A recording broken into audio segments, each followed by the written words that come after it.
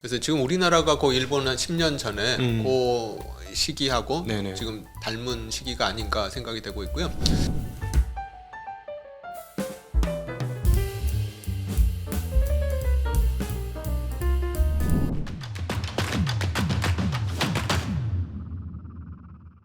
저는 요즘 이런 생각이 듭니다. 와, 20년 만에 진짜 좋은 기회가 왔다. 2002년부터 2007년 사이가 사실은 한국에 이제 우리 박 대표님을 비롯한 한국의 가치 투자자들이 탄생했던 그런 시기였다라고 보면 20년 만에 그런 시기가 다시 한번 도래한 거 아닌가 하는 생각이 굉장히 많이 드는 게, 첫 번째, 그때보다는 싸진 않지만 그때에 버금갈 정도로 저평가된 주식들이 굉장히 많이 속출돼 있고, 또 그때하고 조금 다른 점은 방금 말씀하셨듯이 그때는 배당이란 개념 자체가 없었는데 배당이라는 개념이 들어오면서 그 싼 기업들이, 현금 보유 많이 하는 기업들이 배당을 좀 꽤나 많이 예전보다 배당률이 실제로 많이 올라가서 한 측면은 좀 그때보다는 조금 가격은 올라 있지만 배당을 많이 준다는 측면에서 그러면 합산해 보면 그때는 거의 진배 없는 상황 아닌가. 굉장히 큰 기회가 오고 있는 거 아닌가 이런 생각도 들거든요. 하여튼 일본도 보면 10년 전에 밸류업 운동을 해가지고 일본 주식시장이 굉장히 크게 업그레이드 됐거든요. 그래서 지금 우리나라가 그 일본 한 10년 전에 그 시기하고 지금 닮은 시기가 아닌가 생각이 되고 있고요.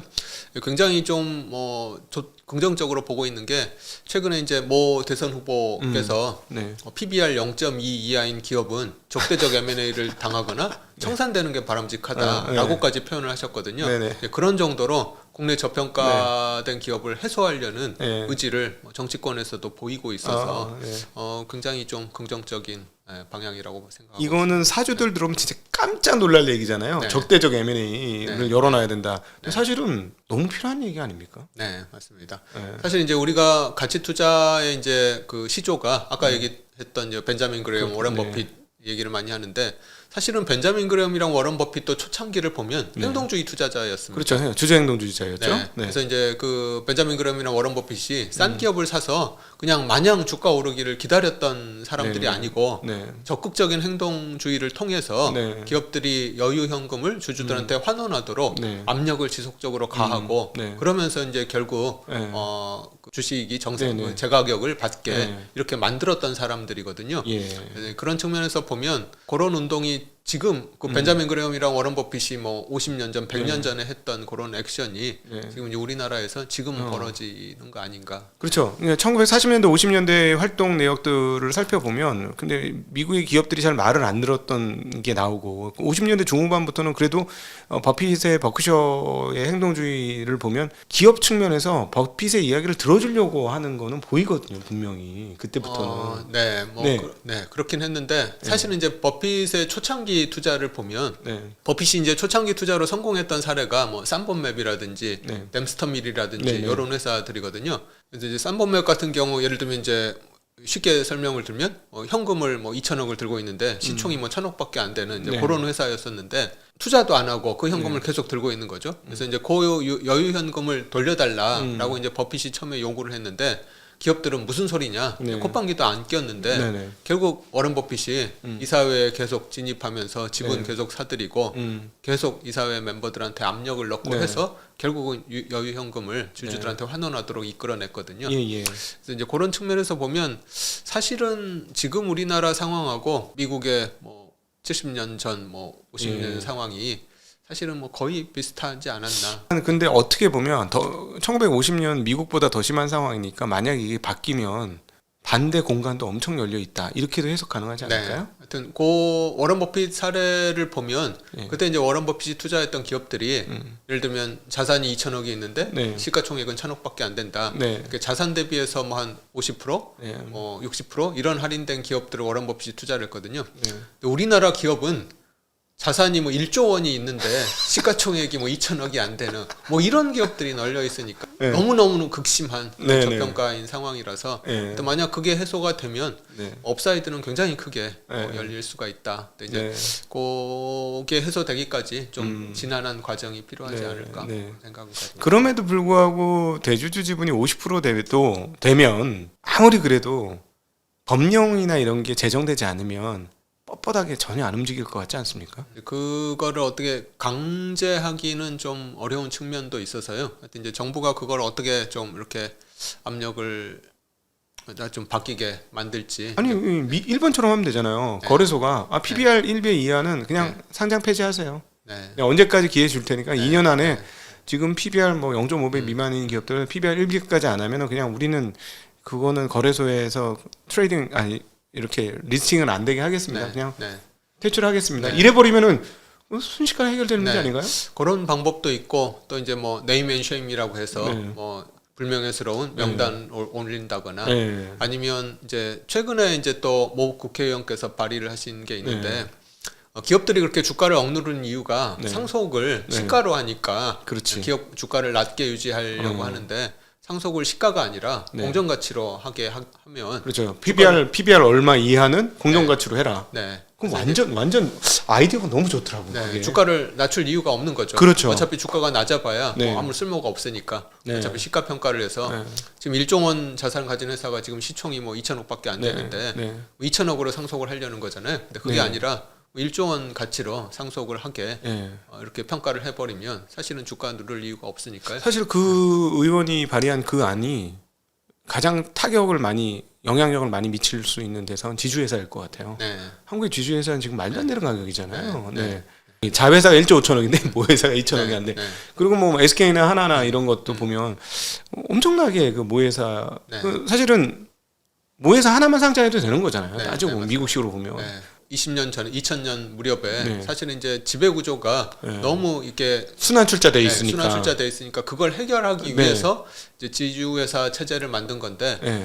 원래 목적은 그거였는데 예. 이제 이 지주회사가 또 다른 예. 승계 수단으로 지금 변질이 예, 돼버린 악용되고 있는 거죠. 네, 악용되는 거죠. 원래 목적은 좀 선한 목적이었는데 네. 실제 결과는 굉장히 아. 악용돼서 안 좋게 나왔는데요. 네. 하여튼 이제 사실은 이제 그 순환 출자 구조를 해결하기 위해서 지주사가 도입이 되다 보니까 지주회사도 상장되고 네. 자회사도 상장되는 이렇게 더블 리스팅 네네. 모양이 됐는데 사실은 그렇게 더블 리스팅 되는 게 거의 우리나라가 네. 세계에서 뭐 좀 네. 유례 없이 많은 경우라서 미국 같은 경우를 보면 이제 대부분 지주회사만 네. 상장이 되거나 그래서 이제 그런 부분들도 점차 좀 해결이 돼야 되지 그러니까 않을까. 저는 한때는 이 더블 리스팅 된 거를 가지고 어떻게 밸류에이션 하냐고 머리를 쥐어서 싸매고 고생을 했던 적이 있는데 지금 와서 보니까 정말 바보 같은 짓을 하고 네. 있었더라고요. 네. 그렇게 할 필요가 없는 거잖아요. 그러면 이미 지금 뭐 모회사 한 개에 뭐 자회사 12개씩 상장돼 있고 뭐 10개씩 상장돼 있고 8개씩 상장돼 있고 이런 회사들이 많은데 그럼 이거 사실 한국 자본시장 발전을 위해서는 상폐 다 해야 되는 거 아닙니까? 하여튼 저는 기본적으로 미국처럼 네. 지주회사만 상장이 되는 게 맞다고 생각을 하는데 예. 이제 그러려면 좀 굉장히 거기까지 가기가 네. 만만치는 않아서 네. 또 뭔가 중간에 뭐 타협이 좀 필요하지 않을까 네. 생각을 하고 있습니다.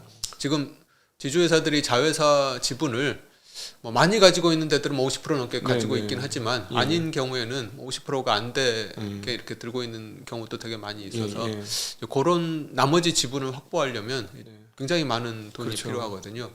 그러니까 지난번에 한 회사의 회장께서 아니 자금 조달을 하고 자회사 상장을 하고 근데 도대체 왜들 그러냐 기분이 어떠셨어요? 그 얘기 네. 들으시고 자본시장에 대한 이해가 뭐 전혀 없으신. 어. 그러니까 이제 주주가 어떤 사람인가에 대한 이해가 전혀 없는 것 같습니다. 네. 아까도 이제 동인도에서 얘기를 했지만 네. 주주를 모집했던 거는 결국은 내가 기업 활동을 해서 돈을 벌면 네. 그 돈을 쉐어하겠다라는 마인드를 가지고 이제 주주를 모집을 하는 거거든요. 네네. 그래서 주주한테 적당한 수익을 보장해 주는 게 네. 기업의 의무라고 할 수가 있습니다. 그렇죠. 아니 친구들하고의 관계에서 내가 돈을 빌려 썼으면 이자를 갚아야 될 거 아니야. 네. 네. 그래서 이제 주주 돈이 공짜가 아닌데 네. 주주들이 사실은 내가 은행에다 예금을 하면 네. 3% 이자를 받을 수 있는데 네. 그 3% 이자를 포기를 하고 주식에 투자를 한다는 얘기는 네. 그보다 더 높은 수익을 기대한다는 얘기거든요. 그렇죠. 그래서 주주 돈은 공짜가 아니라 네. 사실은 그 주주들의 기대 수익률이 네. 채권이나 뭐 이자보다 훨씬 더 높은 거죠. 왜냐하면은 사실은 하다가 잘못되어서 망하면 끽 소리 할 수 없는 게 주주잖아요. 네, 맞습니다. 뭐 했는데 진짜 잘 안 풀렸어. 열심히 했으나 네. 잘 안 풀려 망했어. 그럼 끝이잖아. 네, 맞습니다. 욕은 할 수 있지만 그걸 달라고 법적으로 할 수 없는 법적 지위가 없는 사람이에요. 회사가 네. 망했을 네, 거고. 맞습니다. 그러니까 그거는 리스크를 엄청나게 테이킹을 하는 건데 네, 맞습니다. 모험 투자를 한 건데 그 모험 투자에 대한 리턴이 은행 예금보다도 못해. 네, 그럼 사실 그런 모험을 하는 사람은 바본 거죠. 네, 맞습니다. 번지 점프하는데 줄 안 달고 번지 점프한 거나 똑같은 개념인 네, 거예요. 맞습니다. 그렇죠? 네. 그래서 사실은 이제 기업을 둘러싼 이해관계자들이 굉장히 많이 있는데 네. 주주도 물론 있지만 종업원도 있고 네네. 정부도 있고 네. 뭐 거래처도 있을 거고 그렇죠. 아니 은행 같은 뭐 채권자도 있을 네네네. 거고. 근데 주주를 제외한 나머지 이해관계자들은 네. 사실은 계약상으로 다들 청구권을 가지고 있습니다. 예, 예. 예를 들면 그 종업원들은 급여를 받아야 되죠. 네네. 만약에 회사가 종업원들한테 급여를 안 주면 뭐 경영자가 잡혀가게 되는 네, 거죠. 그렇죠. 정부한테 세금을 내야 되는데 세금을 안 내면 그것도 이제 탈세로 잡혀가게 뭐 되는 최우선 순위죠, 채권 중에. 네. 네. 그리고 이제 뭐 마찬가지로 뭐 은행에 이자 줘야 네. 되고 뭐 거래 대금을 줘야 되고 네, 네. 안 내게 되면 마찬가지로 법적으로 네. 잡혀가게 되는 거죠. 네. 근데 그런 모든 이해관계자들의 돈을 다 해결하고 나서 남는 돈이 있을 때 그 네. 자녀 재산에 대한 청구권을 가진 게 주주인 그렇죠. 거잖아요. 그러니까 사실 후순위 중에 후순위예요. 네, 완전 제일 후순위. 모든 네. 리스크를 다 떠안는 게 주주인데 네네. 그 모든 리스크를 다 떠안는 대가로 이제 그 이해관계자들보다 이제 더 높은 수익을 그렇지. 기대하고 들어가는 게 그렇지. 주주인데 난 리스크는 지지만 대신에 수익은 높아. 그냥 나 다칠 수도 있어. 그럼 알겠어. 네. 대신에 리턴을 많이 해줘. 이거잖아요, 사실 네, 주주들은. 맞습니다. 네. 네. 근데 이제 그 주주 돈을 사실은 굉장히 비싼 그 돈인데도 불구하고 기업들은 공짜라고 생각을 하고 지금 뭐 주주 돈을 막 쓰는 거죠. 막 유상증자를 하고 뭐 이렇게 하고 있는데요.